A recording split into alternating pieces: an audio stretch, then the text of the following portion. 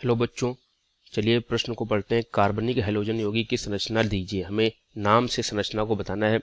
2 क्लोरोफेनिल 1 iodo octane, दो क्लोरोफेनिल 1 iodo octane की संरचना देनी। ये 2 क्लोरोफेनिल जो है कोष्ठक के अंदर बंद है। हमें यहाँ पर इसकी संरचना को देना है।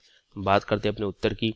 मुख्य अवधारणा की बात करें तो इस प्रश्न की जो मुख्य अवधारणा है वो है कि दिए गए नाम से हैलोजन की संरचना का निर्माण, हैलोजन की संरचना का निर्माण, दिए गए नाम से हैलोजन की संरचना का निर्माण।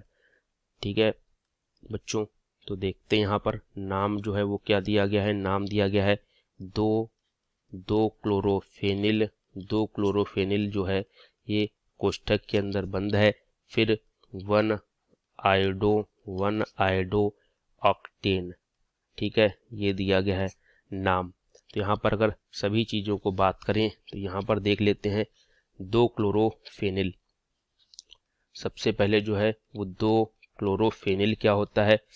2 क्लोरोफेनिल, फेनिल का मतलब 2 क्लोरोफेनिल होता है इस प्रकार से एक वलय।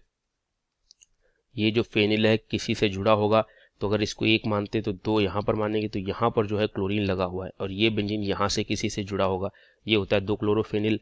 आयोडो जो होता है वो होता है आयोडीन। ठीक है, इस प्रकार से तो हमने लिख लिया है। ऑक्टेन जो होता है, ऑक्टेन होता है 8 कार्बन की लंबी श्रृंखला। ठीक है, 8 कार्बन की लंबी श्रृंखला।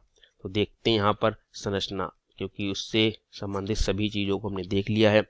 तो हम यहाँ पर 8 कार्बन बना लेते हैं। 8 कार्बन बना लेते हैं इस प्रकार से 4 5 6 7 8। ठीक है, नाम दे दें, अगर यहाँ से दे दें 1 2 3 4 5 6 7 8। 2 पर 2 क्लोरोफेनिल लगा है, कार्बन नंबर 2 पर 2 क्लोरोफेनिल लगा है। 2 क्लोरोफेनिल का मतलब है कि यहाँ पर Cl, क्योंकि 2 से ये लगा हुआ है, इसके 2 पर क्लोरो लगा हुआ है। ठीक है, 1 आयोडो मतलब 1 पर आयोडीन लगा है। ऑक्टेन मतलब 8 कार्बन की श्रृंखला।